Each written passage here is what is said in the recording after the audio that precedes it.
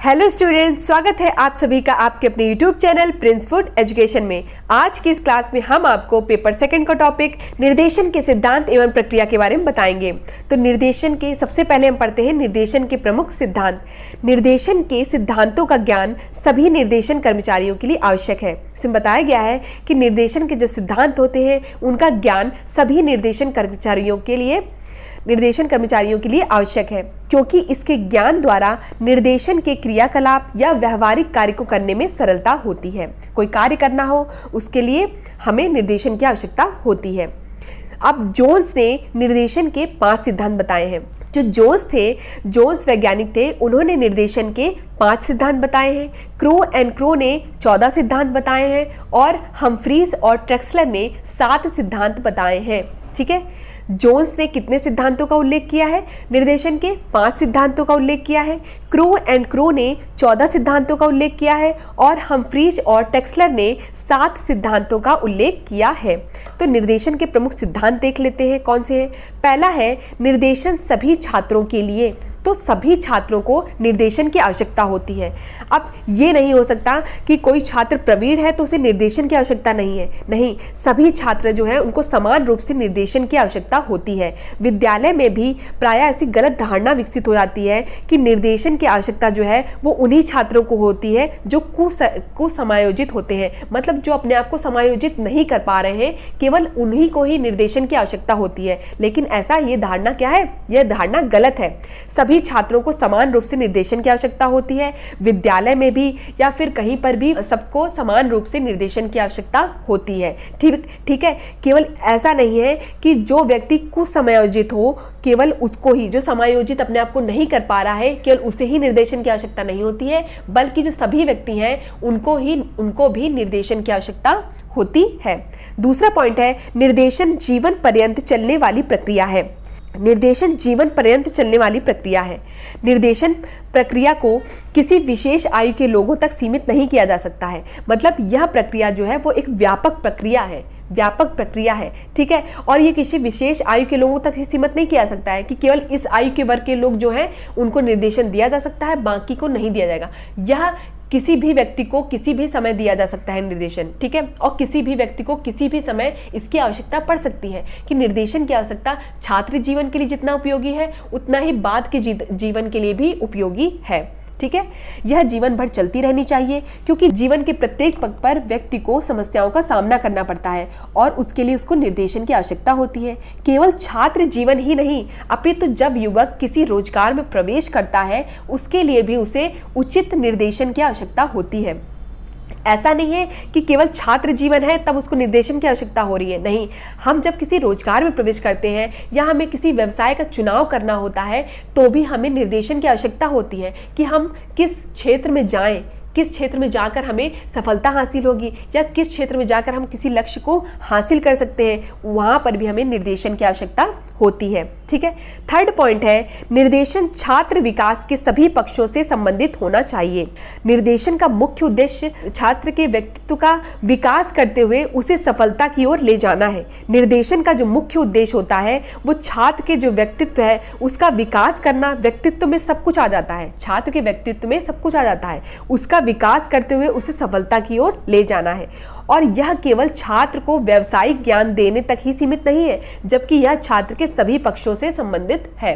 मतलब ऐसा नहीं है कि छात्र को केवल व्यावसायिक ज्ञान देने तक सीमित है।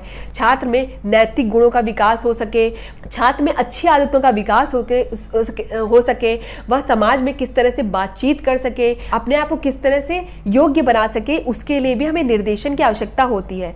तो यह छात्र विकास के सभी पक्षों से संबंधित होता है। निर्देशन जो है वह व्यक्तित्व का विकास करते हुए उसे सफलता की ओर ले जाना है। निर्देशन का मुख्य उद्देश्य क्या होता है कि जो छात्र का जो व्यक्तित्व है उसका विकास करते हुए उसे सफलता तक ले जाना है। यह केवल छात्र के व्यावसायिक ज्ञान से ही सीमित नहीं है, जबकि यह छात्र के सभी पक्ष से सीमित है।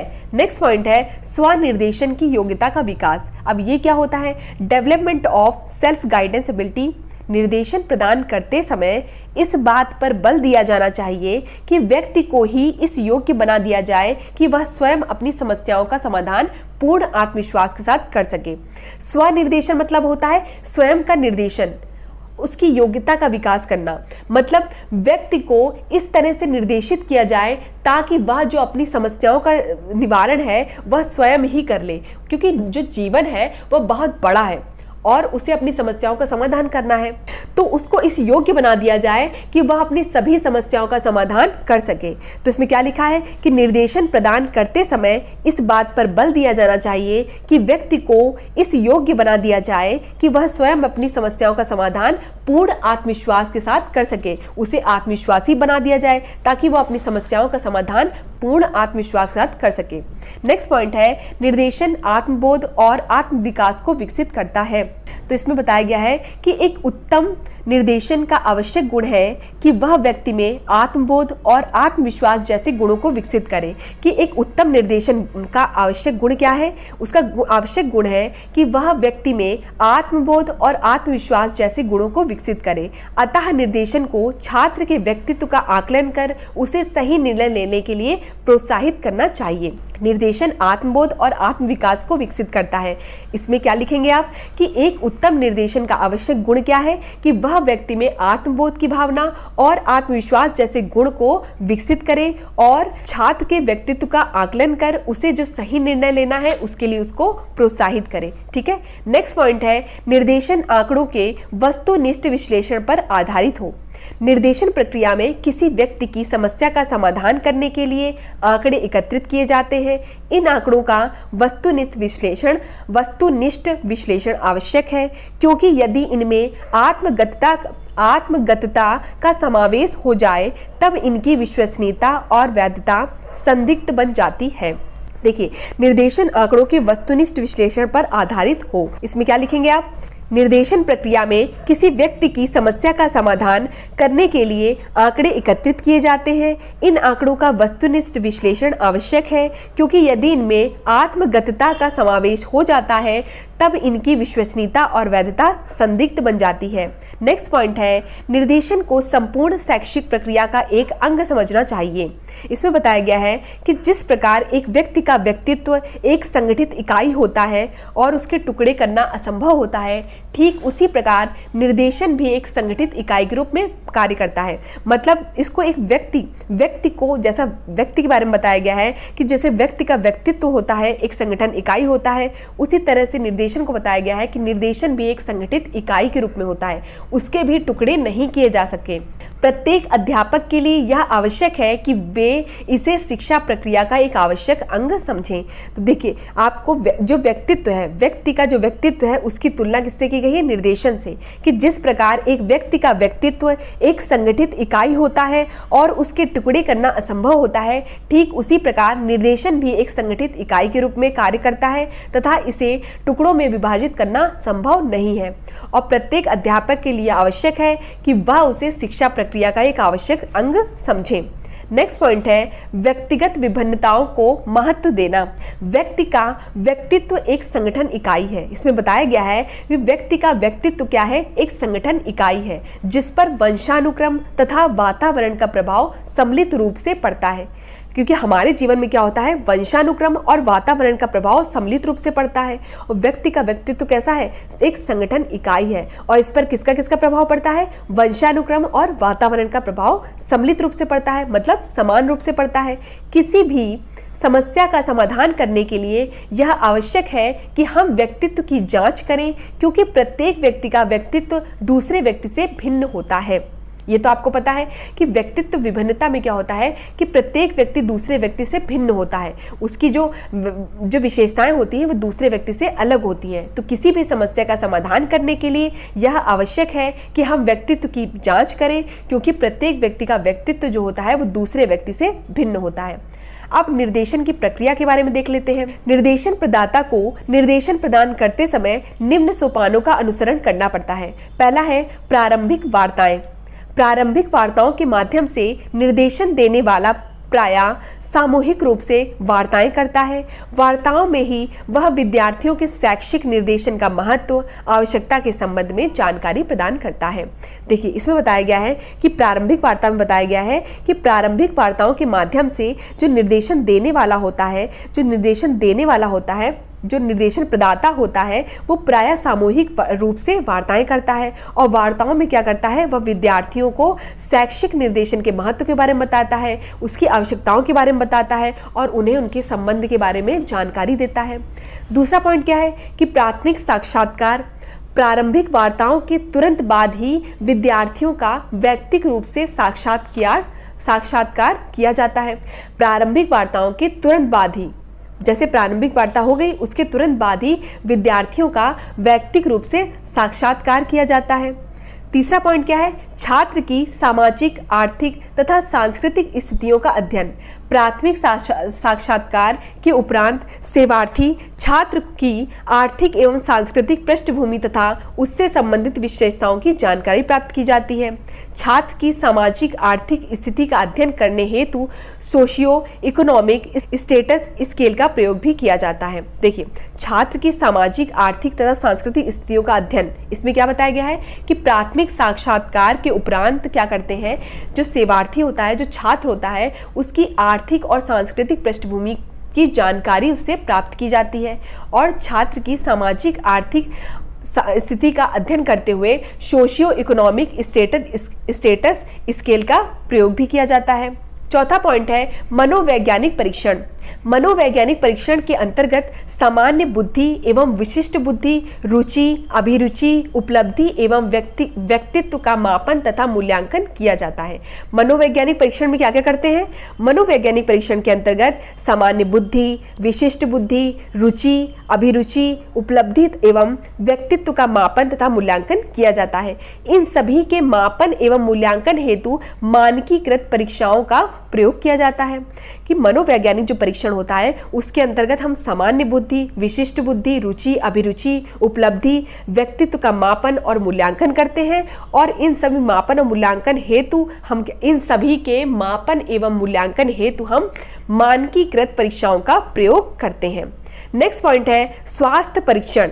स्वास्थ्य परीक्षण के अंतर्गत क्या होता है, स्वास्थ्य परीक्षण के आधार पर सेवार्थी से रोगों, विकारों एवं अस्वस्थताओं के बारे में, जो अस्वस्थताएं होती हैं, ठीक है, उसके बारे में जानकारी प्राप्त की जाती है। जो रोगी होता है उससे उसके रोग, विकार, अस्वस्थता, किस वजह से वह अस्वस्थ है, इसके बारे में जानकारी प्राप्त की जाती है।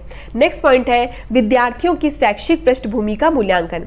तो इस सोपान के अंतर्गत छात्र ने किन किन विद्यालयों में अध्ययन किया है, छात्र का शैक्षिक रिकॉर्ड किस प्रकार का रहा है, कौन कौन सी पाठ्य सहगामी क्रियाओं में उसने भाग लिया है, इत्यादि बातों का अध्ययन किया जाता है। इसमें क्या करते हैं, विद्यार्थियों की शैक्षिक पृष्ठभूमि का मूल्यांकन में क्या करते हैं कि इस सोपान के अंतर्गत छात्र ने किन किन विद्यालयों में अध्ययन किया है, छात्र का शैक्षिक रिकॉर्ड किस प्रकार का रहा है, कौन कौन सी पाठ्य सहगामी क्रियाओं में उसने भाग लिया है, इत्यादि बातों का अध्ययन किया जाता है।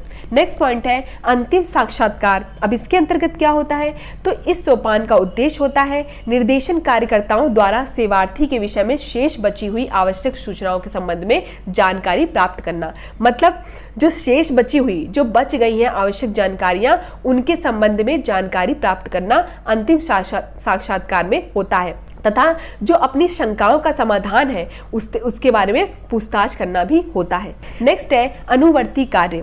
अनुवर्ती कार्य के अंतर्गत क्या होता है, तो अनुवर्ती कार्य के द्वारा निर्देशन प्रदाता अपनी रिपोर्ट के अनुसार सेवार्थी द्वारा लिए गए निर्णयों एवं कार्यों की समीक्षा करता है तथा यह ज्ञात करता है कि उसका निर्देशन कितना प्रभावशाली रहा है।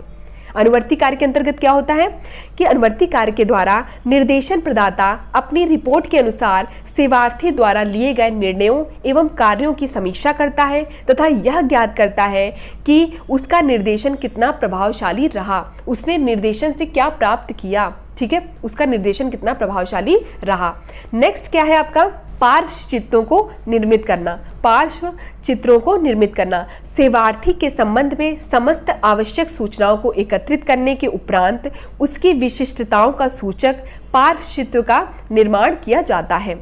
उसकी विशिष्टताओं का सूचक किसका, उसकी जो विशिष्टताएं हैं उसका सूचक क्या है, पार्श्व चित्र, उसका निर्माण किया जाता है। सम्मेलन के अंतर्गत क्या आता है, सम्मेलन में सेवार्थी के संबंध में एकत्रित समस्त सूचनाओं तथा बनाया गया पार्श्व चित्र निर्देशन कर्मचारियों के सम्मेलन में विचार विमर्श के लिए प्रस्तुत किया जाता है। सम्मेलन में क्या हो गया कि सेवार्थी के संबंध में जो एकत्रित सूचनाएं थीं, जो सेवार्थी था उसके संबंध में जो एकत्रित सूचनाएं थीं और जो बनाया गया जो पार्श्व चित्र था निर्देशन कर्मचारियों के सम्मेलन में विशेष विचार विमर्श के लिए प्रस्तुत किया जाता है।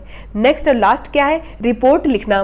रिपोर्ट लिखना में क्या है कि इस सोपान में निर्देशन कार्यकर्ताओं के सम्मेलन के परिणामों को एक विशिष्ट प्रतिवेदन के रूप में लिखा जाता है। इस सोपान में क्या होता है कि निर्देशन कार्यकर्ताओं के सम्मेलन के परिणामों को एक विशिष्ट प्रतिवेदन के रूप में लिखा जाता है तथा प्रतिवेदन की एक एक प्रतिलिपि सेवार्थी के अध्यापक तथा अभिभावक को दी जाती है।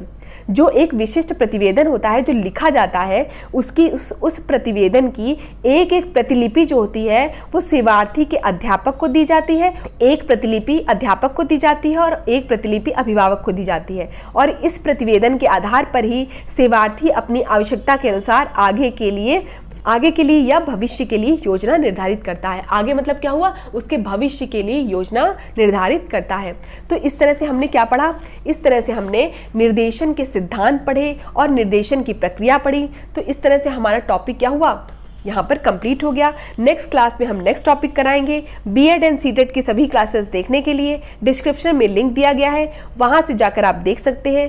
पीडीएफ के लिए आप हमारे टेलीग्राम चैनल को ज्वाइन कर सकते हैं जिसका लिंक भी डिस्क्रिप्शन बॉक्स में दिया गया है। धन्यवाद, मिलते हैं अपनी नेक्स्ट क्लास में।